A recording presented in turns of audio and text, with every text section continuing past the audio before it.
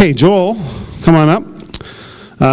For most people here probably know, Joel was in China for a year, and he's going to talk about his experience. There you go. My thing, yeah. Your thing. I think this is on, right? This is good? Yeah. Okay, cool. First off, I have a bit of a confession to make. The nerves got the best of me, and I never went to China. I spent the year at King's Buffet on Fairway Road, just hanging out. So I don't actually have that much to say today, but don't spend a year at King's Buffet. That's my only advice. Yeah, I think we actually have a video that we're going to show in a minute. But yeah, first, thank you. Everyone that either prayed for me, supported me financially or spiritually. It was a huge blessing. Like, I couldn't have done it without the family here at Hope Fellowship. And it meant a lot to me to have all of your support, whether you bought one of the shirts that my dad here is wearing, or coffee, or biscotti, or came to the events we had. It was a huge blessing and a huge help, and it was definitely a team effort. So I think I'll show this video first. It's pretty much tells you what I'm going to tell you, but in a nutshell. And then I'll just expand on a couple more things. So we can, I don't know, maybe we can kill the lights and turn this thing on. It's going to kill a few minutes of our time. Hey, 你好，我叫 Joel， 我已经住在 Kunming 1年。My name is Joel, and for the last year I've lived in Kunming, China.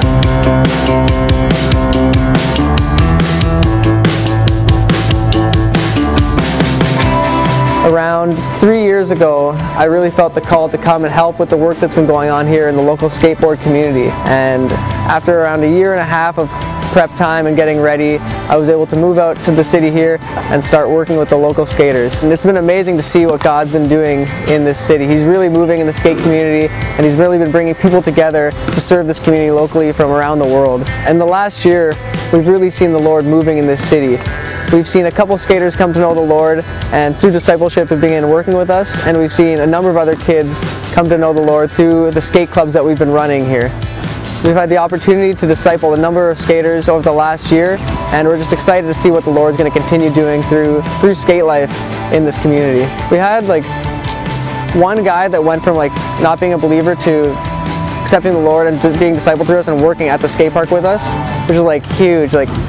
And then we've had like probably 4 or 5 other kids through our skate club come to know the Lord, and when they're around, like they go off to university and stuff. but when they're around, they'll come out to like our clubs and stuff like that. Part of what I was doing here the last year is preparing the way for the Skate Life guys to come out for a 2-week missions trip and a 2-week service trip. It took a lot of hard work and preparation on my end as I was getting used to a new culture and a new place, but I feel like it was definitely worthwhile, and it paid off as the Lord gave us many opportunities to serve the local skateboard community. So in the beginning of January, we had a team of 8 guys from Skate Life come out to Kunming to join us for 10 days, which was really amazing. We had an opportunity to serve in a local high school, which has never been done by anyone before. We got the opportunity to help with an English class, to do some skate lessons, and to do some skate clubs with the kids. Like, we just basically were down there hanging out, sort of building a skate community and like sort of connecting like 2 parts of the world through skateboarding. 2 weeks before these guys came, I didn't have anything planned for them. Like, I had a plan, I scrapped it because I was like, this sucks. I just didn't feel like right. And then Drew was just like at a restaurant, he helped this guy order food. And he's like, what do you do here? And Drew's like, oh, I'm a missionary and I work with skaters. He's like, well, I'm a Christian and I work in the high school. Do you want to come into high school? Drew's like, yes.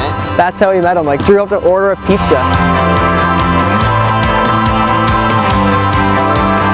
We're here at Kunming number 10 Middle School. We just got started with our demo. Unfortunately, it was a little too loud for the school. We showed up at the wrong time. It's right in the middle of exam week. So we had to shut down the demo. The kids got to see some tricks. We got to pass out a few prizes and stuff like that. We're going to shut her down, move it across the street, and skate with the kids across there. It's really exciting to see the doors that the Lord has been opening here for skate ministry and youth ministry. Through our introduction to the high school, we now have an opportunity to come back for the next 3 years and work with the same group of kids where we're able to share the gospel and explain to them the life that they can find in Jesus and the freedom they can find in Jesus.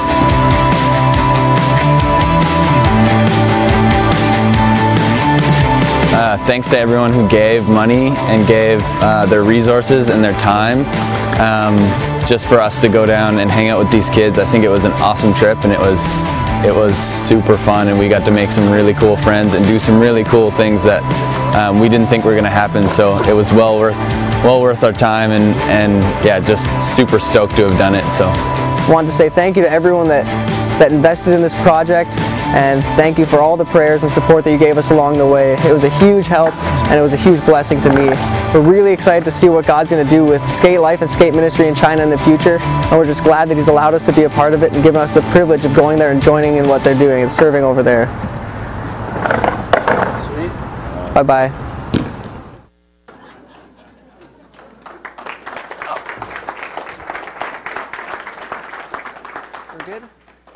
Yeah, so actually, we totally forgot to film that video when we were in China, like all the talking and stuff. So we were in, I think we were in Vancouver the second day that I was back, and I was like, oh, we forgot to film this video that we're supposed to show the supporters. And so we found a park that had, actually, there was a Chinese guy in the park. We're like, oh, this is perfect setting. So we'll just film it here and pretend that we're still in China. But yeah, pretty much like that kind of covers the trip in a nutshell. But I guess to tell any story, you need to start at the beginning. So it was 2011. I had come back from Switzerland after I spent a summer there, and I met my friend Jordan here. He was living with Isaac at the time, and I had just decided when I got back that I was going to try to go to China, and I didn't know how I was going to get there or who was going to send me, but I really felt like I was supposed to go help my friend Drew and the team out there that's been working in Kunming for the last few years. And Jordan was working with skateboarders here in Kitchener-Waterloo, and I'd mentioned the idea to him that I had to go to China, and he told me, he's like, oh, well, Skate Life could send you maybe. And so I got talking to the Skate Life guys, and I think within a couple months we started raising money. I was looking back on it, on like the financial statements, and it was November 2011 that I got my first donation to go to China. And so it was like a 3-year process just to get over there almost. And so even like the fact that we were able to stick to it and just keep pushing forward, even though Skate Life didn't have the resources set up or the means or the legal way of sending someone overseas, like we were able to just push through it, and God kept opening doors and opening doors. So it was really, just even looking back on that when I got home was amazing to see how far we had come and what it actually took to get there. I think the biggest thing with a trip like this, beside the preparation, is when you get there and the culture shock just totally kicks your butt and knocks you off your feet. And for me, that was huge. It took a few months to adjust to a new culture. I was adjusting to living in a new country away from friends and family. I was adjusting to a new culture of skateboarders because it's not the same. I mean, they're Chinese youth and they're 14-year-old kids. I'm 26, 27. It's even though we have a similar interest, it's still very hard to relate. And then I was adjusting to working with people that I had never met before in a ministry setting and getting used to being on their team and stuff like that. So culture shock just really, really knocked me off my feet for the first couple months. But once I got adjusted to that, then things really started to flow smoothly. And as far as doing ministry in a setting like this goes, it's really easy, I feel like, to go over there with these high ideals and think, oh, I'm a North American Christian, I've been a Christian my whole life, I'm going to come over here and really help these people out and set them straight, you know. And I learned very quickly that that is not how it's going to work. You have to do it on their terms, and you have to do it when they let you, when they give you the right to speak into their life. And there was a verse that was on my mind quite often that I just had to keep reminding myself of, and it's Matthew 20:27. And it says, "Whoever wants to be first among you must become a slave. For even the Son of Man came not to be served, but to serve, and to give his life as a ransom for many." And so for me and Drew and our team, that was a verse that we had to just meditate on consistently, that we weren't there to do anything special. We were just there to serve this community. That's all we were there to do. And for me, my biggest role was serving. I wasn't the evangelist. That's not my role. I'm not going to get up and, well, even this is like, as much as I'd like to do, speaking to people like that. But I had to just really surrender pride and surrender goals and ambitions and be willing to just clean an indoor skate park, sweep 1,000 square meters 5-6 times a week and mop it by myself, just with a little like corn husk broom that we had. And it was like made for little Chinese women, so the broom was this tall, so you're just walking around sweeping this 1,000 square meter building every night. And for the first couple of months, you're like, what am I doing here? Did I really fly all the way over here to sweep at like 10 p.m. with no one around? But God really let me know that what I was doing there was enabling the other people to do what they were called to do, which was evangelism. They were the ones running our underground church. They were the ones running our English school, running our ministry projects, running our small groups. And so for me, I really took great joy and great pleasure in being able to just serve humbly. And God always reminds you that that's what you're there to do. You're there to serve humbly. And I mean, they had some amazing projects that they were doing that I was a part of. We had an underground church that was meeting in an apartment. It was about 30 university students. And so they'd meet twice a week, and one of our leaders, he was from the States, he would speak every week, and we had a Chinese worship band that we were training, and we were training up Chinese pastors to lead the church. And so that was really cool because you go over there with this like romantic idea of the Chinese underground church where you're sitting in like some cold cellar and it's damp and dusty and everyone's freezing, but it's not like that, but you have to be safe and you have to be cautious because it is illegal. And so the Chinese people that are working with us, they're at risk every day when they come. Like even the students that come to just worship, they're putting themselves at risk of being arrested, going to prison, just because they want to hear the gospel. And so seeing that these people are willing to come to church twice a week and without any fear, like they know what could happen to them, but they don't care. They want to come to church and they want to fellowship. Really puts into perspective how amazing we have it here, that we have the freedom to come here and worship freely and not be worried that someone's going to bust in our door and arrest us, because they've seen that over there. The people we've working with, they've seen the police kick down a door and arrest people just for teaching people how to play a hymn or a worship song or reading scripture to them. And so it really hit home to me like how amazing we have it here in North America. As far as evangelism goes, we had some amazing opportunities with the skateboarders. We started running a very small group for skateboarders that wanted to learn about the gospel. And so every Friday we would just kind of go around and whisper in the kids' ears, hey, if you want to come join us, we're going to talk about what we believe. And that was a great opportunity for me to kind of get out of my shell a little bit, meet the skaters and start using some of the Chinese I had picked up. And so pretty much right after we got the skateboard park open, Drew and the other people that were running it, they came home for 3 months and left it on me and a Chinese guy to manage this whole place for 3 months. And I didn't know what I was doing. I didn't know what I was getting into. The only one of the Chinese staff actually spoke fluent English. There was 2 that just spoke Chinese. And it was just us running programs. We had to put on contests for skateboard companies that were paying us like $10,000 to put on a contest there, and we had to make sure that ran smoothly. We had to run the Bible studies, and so it was up to me to run our Bible study for 3 months. And I mean, the Lord provided, and He gave me the opportunity and the ability to actually lead these groups in Chinese, enough to the point that a couple kids that came out actually had heard the gospel enough, and like they made that decision to follow the Lord through our Bible studies, which was really amazing.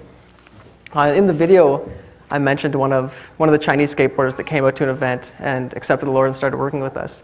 I'm not gonna say his name here because this is being filmed. It's gonna go online. But that was one of our first events when we got there. There was a YWAM team that came over, and they were ministering with us, and they did a big event at our home church. And he was one of the first people to accept the Lord at one of our skateboard events. And just through some slow discipleship and just consistently sowing into him, he ended up moving out of the city he was living in to join us, living with us, and working as our first full-time employee at the skate park. And he's still there today, and he's still growing his faith and being discipled. And it's just, that was amazing for us because it showed us that we can make progress in what we're doing. He was the first believer that our team had seen over there in 3 years out of the skateboard community. He was the first one, and he was the first one to join us as well. And he would lead these groups, and he would tell his friends about what he believed. He would tell his friends about what Jesus was doing in his life. And so it was just a huge encouragement for us to see that it was useful, that there was a purpose that God had for us here. I actually have some notes that I'm going to look at because I'm kind of winging this. And I thought about this morning what I was going to say, and I was like, I should write something down. But yeah, I think a lot of the questions I get asked are mostly about what I felt about like the spiritual aspect in China, and a lot of people are interested in what like Chinese churches are like or Christianity in China is like. And China as a whole is considered an atheist nation. And so they're taught in school that there's no God, there's nothing beyond you, there's no hope. That's generally the outlook. And so to come in there with a message of spirituality or that there is an ultimate being in the universe is kind of out there to them. They're into Buddhism a little bit, they're into Taoism, but any religion, whether it be Christianity, Muslim, Catholic, Hinduism, they're all technically illegal. Like, you can't proselytize them. If you believe, that's great, but you have to keep it to yourself and you can't be open about it, or you're subject to imprisonment or being deported, whatever, depending on your nationality. And so there's a definite air of like mystery about spirituality there. And when you start telling these Chinese youth about this God that you believe in, they're very skeptical because they've been told all their lives that there's nothing beyond them and succeeding. That's all they're told. Succeed, get a good paying job, and have a family, and then that's it. And so it's very interesting when you start sharing with these kids that you believe God called you to come to China, because they're interested in why these white guys are living poorly and getting paid nothing to be in China, to hang out with them. Like, they want to know, like, are you here teaching English? And they're like, oh, I don't teach English. I I don't have an income. People decide to give me money back home because they believe that God sent me here. And so that right there is like an instant conversation starter. And it's amazing to just hear these questions. Like they've never heard the idea of God before. Like they've never heard the idea of a creator, of a supreme being. And the school that we got led into, I mentioned that we worked in a high school in there, that was probably the highlight of the trip. The most amazing thing that happened to us while we were there was working in this high school. Like I said, my friend Drew was helping a guy order a pizza. He was an American guy, couldn't speak Chinese. He'd only been living there a couple months. And he just asked Drew, he's like, what do you do here? And normally Drew's very, very secretive about that stuff. He'll say, oh, I'm a professional skateboarder, I run a skate park. But he was just upfront with the guy. He's like, I'm here to do missions work. And the guy's like, interesting. I just moved here to work in this Chinese high school for a Christian high school in the States, and we're doing missions work. And so the way they had it set up is that they want their Chinese kids, they want them to go to America to get an American education. And so they've partnered with a Christian school in Houston where these kids leave the Chinese high school with a diploma from an American high school, so it's easier to get into American universities. And this guy was looking for someone that could come and sow into these kids. They used to do some basketball camps before, but they weren't actually allowed on school property, so they had to meet at different places like that. But he invited us, he's like, you can come to the school, you can talk to my class for the whole week, you can say anything you want because it's a Christian school, so they have a Christian curriculum. And that was like the biggest door. Like the doors just blew open on that one. We hadn't had any real opportunities yet to connect with kids in the schools. Like everyone while we were there was talking like, how do we get into the schools? That's where the kids are. They're in school 7 a.m. until 10 p.m. usually 6 days a week. And so if you want to connect with kids, you've got to go to the school, but they don't let anyone into the schools. That's the most closed off place in the country probably is the high school, because that's where they get to really indoctrinate them with their atheism and with just the Communist Manifesto. And so when we got this opportunity to go into this high school, we jumped at it. And it was very, very cool. Caleb and Jordan here, they came over for that portion of the trip. They joined us. There was 5 other guys, I think, or 8 other guys. And it was just amazing to see what the Lord was doing in that small group. It was 20 kids that we had to work with. And their curriculum that got approved by the Chinese government was Christian curriculum. Their philosophy class was the Bible. And so we were allowed to go in there every single day and freely share the gospel with these kids. And they've already been hearing it for the last 2 years that they've been in this class. So there's already believers in the class, and there's already kids that are interested in knowing. And so we really had the opportunity to just speak freely. And so we went in there every single day. We would skateboard in the classrooms with the kids. We would run skateboard programs at my apartment, which was across the street, at lunch. And it was just amazing to see the connection that we were able to build with these kids, because they had to start speaking English, and we were there to help them with English. Just we had a little bit of an agenda to it. It was the Bible. And so it was the most incredible opportunity. No one had been into a Chinese high school in that point yet. Like as far as we know, across the country, no one's been allowed into a high school except for us, and we came in with skateboards. And that's like, it was just so cool to see that God was using something as trivial as a child's toy, essentially, to get us into this school to minister to these kids. And so we still have a standing invitation for the next 3 years while these kids are in this program to continue coming back for the next 3 years to meet with these same kids and sewing into that. And we tried to, in the video show that we tried to put on a little skateboard demo. We got approved to put on a skateboard demonstration at the school, which we thought was going to be like the coolest, because there was 600 or 700 kids that came out to watch us. And 2 minutes in, they kind of realized that what we were up to, and they shut us down and kicked us out. But that was our last day anyways. But yeah, I think what we'll do is we'll go into the slideshow, if we can do that. I have this, I'll break down a couple photos here, and so you can get a visual idea of what it was like. This is like a typical shopping center in China. It's high-end American clothing. It's Gucci, it's Louis Vuitton, and that's pretty much what these people praise over there. That's what they worship, is brand names. They worship wealth. They worship status. And so this is where you see the most people, is the typical shopping areas. So I mean, I didn't really have a need to hang out there, but it's interesting to go there and see how much money these people are willing to spend to have what they think is the ideal American lifestyle, because that's what they're searching for, is this North American lifestyle that they think that we all live. So they buy these high-end fashions. See if this works. Oh, just a disclaimer, there's a couple pictures of animals being cut apart. But this is where your dinner comes from anyways, so it's good to see. That's out front of a restaurant. They're just getting ready to put on the night's dinner. And so you can usually see goats like that, sheep like that. It's pretty common to see dogs like that. And so that's like a goat being broken down there. I'll skip that one now. But so this is when all the skate life guys were over. We would start in my apartment every morning with a quick devotional time. And there was 10 of us living in a 2-bedroom apartment while they were there. They were there for 2 weeks, I think, and so it got pretty cramped, and sleeping conditions were a little bit of a nightmare, but it was fun. We had a blast. And so that was just a snapshot from morning devotions in my place before we went to the high school. That's kind of what it's like when you're around a bunch of Chinese kids. There's usually cell phones or cameras pointed at you. They all want to get a picture with the white guy or Jordan because he looks like he's in one direction apparently. And so that's kind of what it's like almost every day when you go out. If you're a white person in China, you're going to get a lot of people taking photos of you, and so you have to get used to having someone that you don't know snap a photo in your face or staring at you, and it definitely forces you out of your comfort zone pretty quick. This was while we were in the classroom. We would always start out every day with a fun icebreaker game just to kind of get the kids up and moving. So that's Jeff and Larson, and they were running one of their games in the class. That was one of our small group discussions with our class of American students that we were allowed to share the gospel with, and so we would break up into these little groups and we'd have a discussion based off of a topic that we'd introduced that day. And the topics were stuff like creativity, community, courage, and one other thing. So it was all topics that we kind of tied back into Scripture. So it was really cool to break into these small groups and be able to get these kids talking and coming out of their shells a little bit. That's the main skateboard hotspot where I was living. It's called the Fortune Center.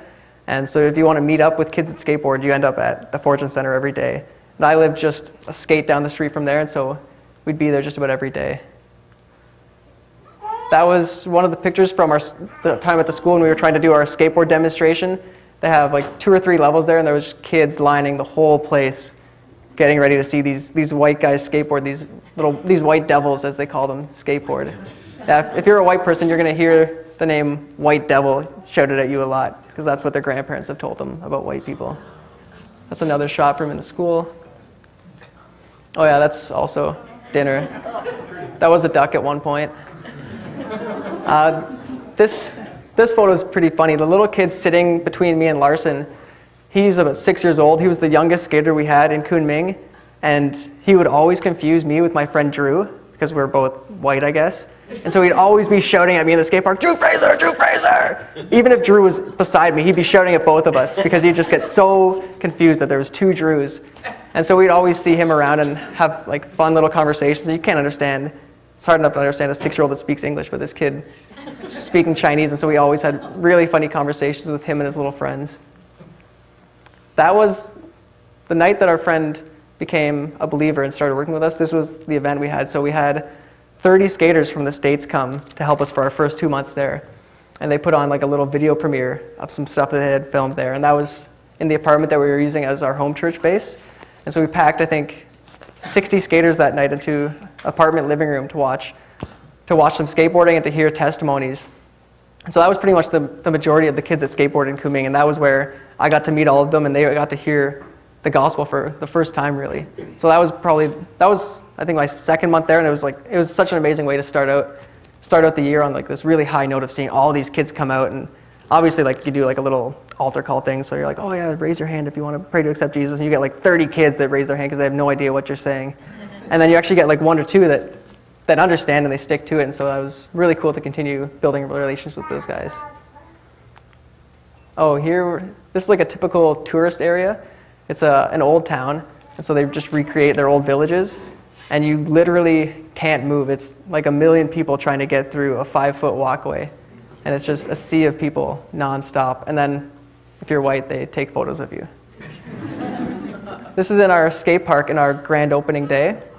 We had 500 skateboarders in the skate park for opening day, and that was skateboarders, girlfriends, local business owners, stuff like that. But this is one of the local Chinese kids skateboarding on our opening day.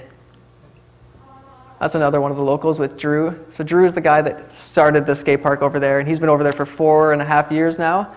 And that's one of our good friends that he would skateboard with. That's also opening day. The guy in the middle, his name is Kyle. He's from Victoria, BC. He also works in the Chinese high school that we work with, but he was with a Canadian section where you're not allowed to share the gospel, but he's a believer as well, and so we got to really connect with him. He used to skateboard when he was younger, and he would come out with us and he would join his kids that were skating, and it was a really cool way for the kids to see that their principal was on almost the same level as them, because he was a former skateboarder. He'd come out and he'd skate with the kids and stuff like that. And so it was really cool to have a bunch of adults that are there with a similar mindset, being able to continually encourage these kids. That's just another shot from our opening day after the ribbon cutting. That's just kind of a contrast that you'll see in a lot of the city, the old and the new. They're tearing down a lot of the older structures and the older communities to make way for skyscrapers, and so you end up in every city is just like massive skyscrapers, 50, 60 floors, but in and around it is all these old villages or recreations of old buildings. That's one of the most beautiful places I've ever been. It's called Three Temples, and it's in Dali, and it's a 6-kilometer walk up a mountainside. And about every half kilometer, there's another temple, and they just get more grand and more grand as you go up. And it's kind of like Mecca for Buddhists almost. Like they flock there, and they go there to worship and burn incense and say their prayers. And that's the top temple, and it was just a breathtaking place to be up in the mountains with all these temples around you, just to see how dedicated they are to their Buddhist beliefs. Like, it's just a tradition that's been handed down from generation to generation, but they put so much time and effort into constructing these temples, and they really are beautiful. And that's the top one. That's one of our lunches after a Bible study that we had with our skaters.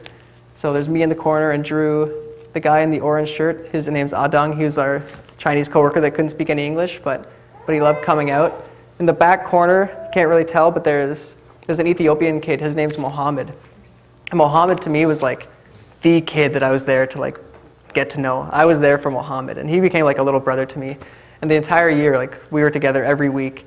And he was actually a believer. He came out of a Muslim family, started going to a Christian high school in China. His teacher had shared the gospel with him, and he came to know the Lord that way. And then he got plugged into our skater Bible study and started coming to that. And so it was just so interesting to me to be in China ministering to a Christian Ethiopian kid who's living there because his parents moved there for work. And the rest of his family's Muslim, and so he would post pictures of our Bible study on Instagram and Twitter. And his family would be like, "Oh, don't stray from Allah, Muhammad." And he's like, but he was diehard about it. He loves it. And he would be at our Bible studies every week. And so that was a pretty typical group for us, 5 or 6 kids that would come out every week to have dinner with us and hear the word. That was probably my strangest experience there. A friend of mine invited me to his family home for dinner. And I guess his father just thought it was so cool that there was a white guy eating dinner. And so he filmed the entire thing.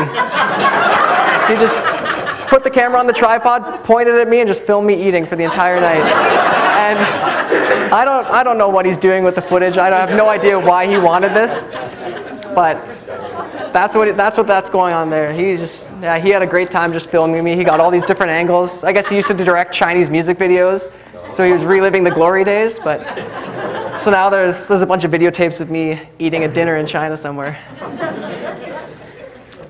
That's another shot of just some skateboarders that we were getting to know as well. And so in the photo there as well is a friend named Brody. Brody was there for 10 months of the 6 months that I was there.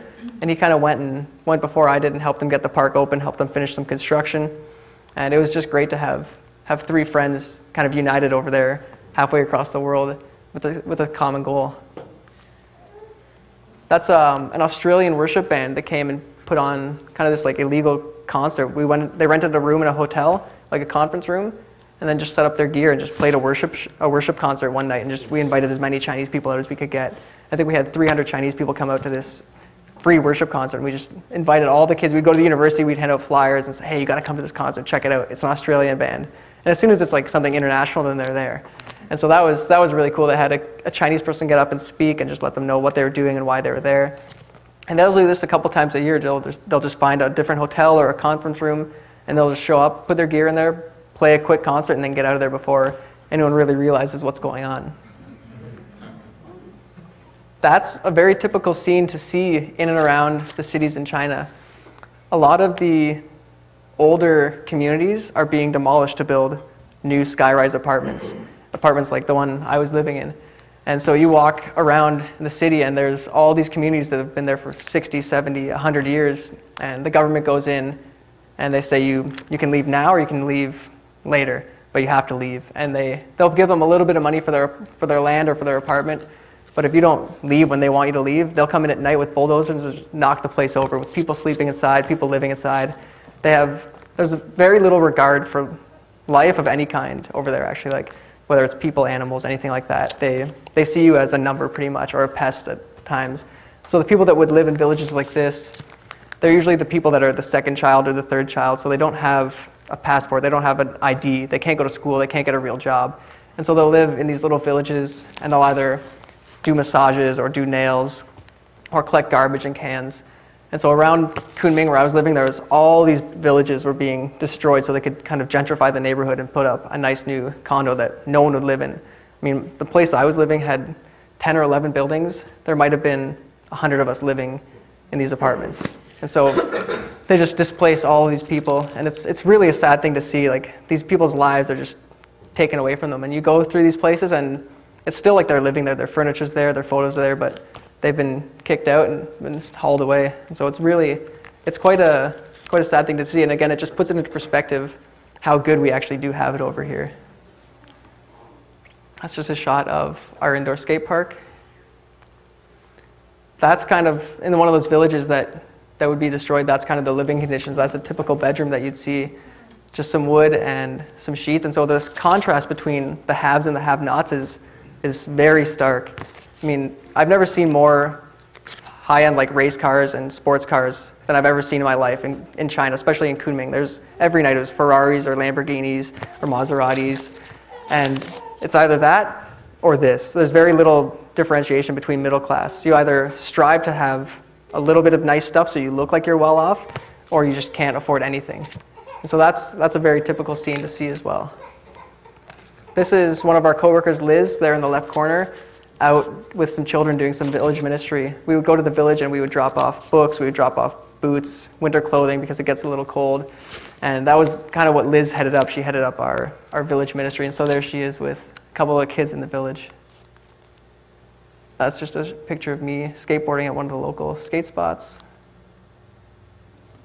That's also a village that's actually just about to be torn down. It's very surreal walking through these places, and you think no one's there because it looks pretty derelict and abandoned, and then you'll find the odd person that's kind of locked behind their place. Actually, where this photo is taken, just out of the corner, me and Brody saw a guy like waving a machete out his door because he thought we were there to like steal or rob, and that's what they're afraid of. The people that are left there, like, people are either coming to steal from them or rob them, and a lot of these people that are robbing them are hired by the government to go in there and just terrorize these people until they leave. And so there was a guy that kind of came at us with the machete that day to get us out of there. So you always have to be on your toes a little bit because you never know what's going to happen. I had a machete pulled on me a couple times while I was there. That's another typical scene, is a big ornate temple right in the middle of the city. So I find it actually very beautiful to see the old temple still standing, in the midst of all these skyscrapers. There's me, Drew, and Brody again, 3 amigos. Yeah, I think we actually showed this video when I Skyped in. That's during the making of that film. So we just went around and kind of documented it, and then we actually put on a photo show from the photos Brody and I had taken. We put on a photo show at the skate park, just kind of to open the eyes of the people that were even living around us, because the Chinese people, they don't think anything of it. They see it every day, but we really wanted to kind of drive home that this isn't right, that you can make a change if you want. And so we kind of wanted to draw attention to that a little bit. That's us kind of just walking through one of these neighborhoods. And I think this is the last photo. That was one of our last days there. We just went out skating with some of the Chinese guys and had a good time. That's it. I think what I'll do, I don't know how much time we have left, but I was told that any good speaker gets people out a couple minutes early. So what we'll do is I'll just open it up. If anyone has a question that I didn't answer, maybe we'll just shout out a few questions and I'll do my best to answer them. Are you going to go back? I currently don't have a plan of going back long term at all. I would love to go back again for a few weeks to continue the work in the high school. But as for living, won't be going back to live there. I'll be staying put here, I think. Dave. In your preparation or time over there, have you did you hear any stats on actually how many Christians are in China at all? I heard some like loose statistics. In China, Christianity is like the fastest growing religion, and that's the place that it's growing the fastest in the world. So they've got millions of Christians over there now, and I don't know the exact number, but it's skyrocketing, and they see the need more over here than they do in China for missionaries. So they're sending Chinese missionaries to Vancouver and to Toronto to minister to the people in Canada. Because they're like, China's growing with Christians. We don't need more missionaries here right now. We're going to send people out to reach North America. Because they see North America as a nation that's really losing its Christian roots. And so they're sending missionaries over here now. Yeah. Yes? What I can't get over is when you went to the language barrier, like Chinese, like how, I mean, to me that's... It's difficult. It's got to be like one of the most difficult languages to learn. And so I just had to immerse myself in the culture. And I went to school 2 days a week. So I was there Tuesdays and Thursdays for 2 hours. And then every morning it would be 2 or 3 hours of studying at home and just trying to learn. And then by the time I left, I mean, Jordan and Caleb, I guess, they got to see me utilize my Chinese skills while I was there. Very good. But yeah, I got fairly fluent by the end of it. I could pretty much take care of anything I needed to by the end of my time there. Yeah, I could get by just fine. Yeah, it definitely took a lot of work to pick it up. Kirk, what's up? Did most people talk Cantonese or Mandarin? Cantonese is pretty centralized to just Hong Kong, Shenzhen, and one other area. So the rest of the country is all Mandarin or dialects of Mandarin. So I was speaking Mandarin where I was. Oh, you learned. Yeah. Yes. How about your personal journey with God? What have you come out of this yourself? Yeah, that's really good. I mean, if you want to get to know the Lord better and you want to have nothing to rely on but Him, move to China. that's the place to do it. Like, you have nothing to rely on. You can't rely on your friends, your family. You can't kind of just hide yourself in your work or what you're doing back here. It's just you and God, and you're facing your fears every day. And yeah, He'll force you to grow for sure. He'll show you that He is good and He is faithful and He will provide for you. And He will just show you that He is trustworthy and that you can trust Him all the time. And so every day was a learning experience and a growing experience. And yeah, he was so good to me over there. Like, yeah. Anyone else?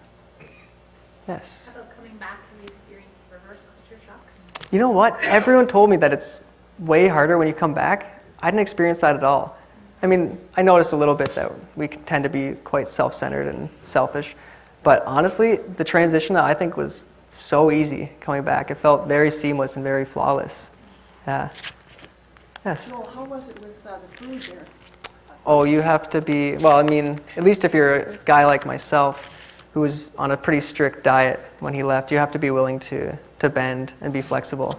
I went in with the attitude that I had to be willing to eat whatever was put in front of me. Because, I mean, to them, like, sharing a meal together is a very cultural thing. It's like a sign of respect and like a sign of friendship. And so anytime I went somewhere, I would just explain, I'm vegetarian. If you can accommodate that, that's great. But if they put meat in front of me, I was eating it. I would eat anything that was put in front of me. So you eat a lot of stuff that's strange, that you don't want to know what it is. You don't want to ask questions. But yeah, it was okay. I mean, the food there is actually pretty disgusting. But it was okay. I survived. So yeah. Christians that would be like arrested, what would happen to them? Depends on what you were involved in. Some of them would just go to jail for maybe a few months. If you were doing like mass evangelism or something like that, or running like an underground Christian school, you'd be put in jail for a few years for sure. People that we were working with, they were just teaching music at one of these underground Christian schools, and the police came in and they actually beat a couple people to death right there in front of them because they resisted arrest. And the other guys, some of them have been in jail for 6 years now, and they don't have any sign of coming out. So that's, and that even like, in Kunming, we're so far from Beijing. We were in the southwest, and the farther you get from the capital, the more relaxed they are on rules. But even in Kunming, if the cops felt like it, they'd come in and they would kill people just for being at a Christian school or teaching at a Christian school. And then the closer you get to Beijing, the more strict it is. Like, you have to be very secretive. They monitor phone calls, text messages, emails. Like, a girl that went to our church, she let us know, she's like, my mom works for the government, and she just monitors a foreign person. Like, they have one person assigned to each foreigner, and they just watch phone calls, emails, and texts. And so you have to be on guard. You have to be very secretive about what you say, and you have to be very careful about what you say. Yeah. So it was a big learning experience. I don't know, it was totally different of life here in every way. Yeah, Cheryl. The ladies Oh, maybe later, not in front of everyone. I'm already embarrassed enough, so. Afterwards, so. Yeah. A lot of the times they'd be told that you can have an apartment, one of these newer apartments, and so they'll just move into one of the newer apartments that are being built, or they'll go back, a lot of them will go back to the village where their family lives, because most of the people in those villages are a minority people, and so they generally came from a very rural area, but they want to move to the city, and so a lot of them will just move back to the village to their families.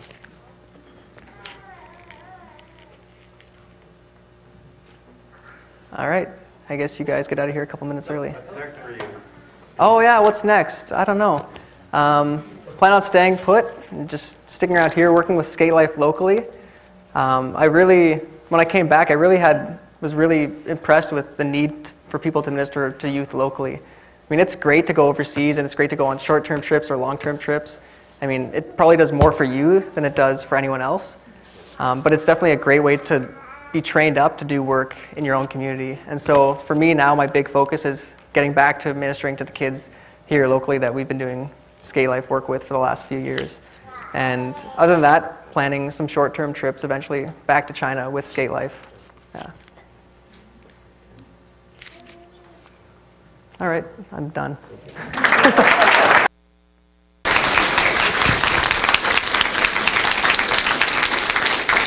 Thanks, Joel. That was really good. It's always nice to hear about other countries and cultures. Here, I think over here China. We hear about China or whatever, but until you actually can talk to someone who's been there and can say what it's like, or whatever country, you don't really understand what's really going on. I'd like to